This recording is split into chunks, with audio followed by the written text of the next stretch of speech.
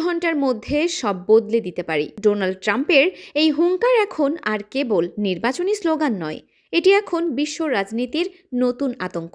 ট্রাম্পের এই অভাবনীয় সাহস আর সরাসরি চ্যালেঞ্জ দেখে খোদ ভ্লাদিমির পুতিনও যেন কিছুটা অবাক। ওয়াশিংটনের মসনদে ট্রাম্পের ফেরার আভাস পেতেই নড়ে চড়ে বসেছে মস্কো আর তেহরান। তারা জানে ট্রাম্পের সাথে ডিল করা আর অন্য কারোর সাথে ডিল করা এক কথা নয়।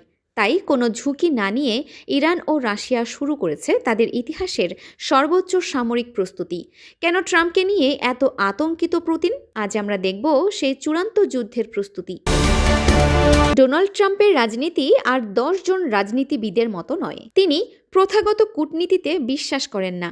তার আমেরিকা ফার্স্ট নীতি এবং সরাসরি সামরিক হুমকির ভাষা ভ্লাদিমির পুতিনকেও নতুন করে ভাবতে বাধ্য করছে।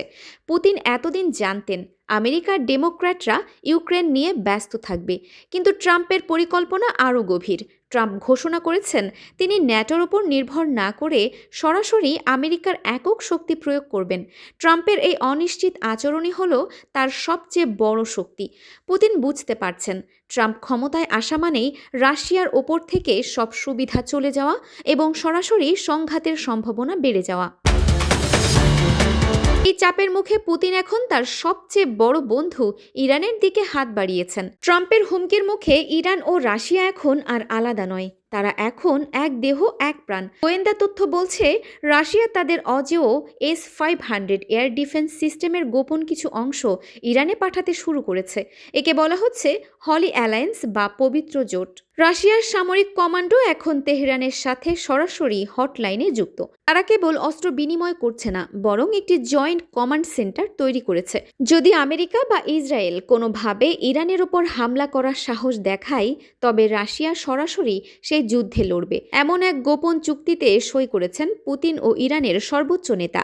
এই প্রস্তুতি জানান দিচ্ছে যে তারা ট্রাম্পের যে কোনো পদক্ষেপের কড়া জবাব দিতে রেডি।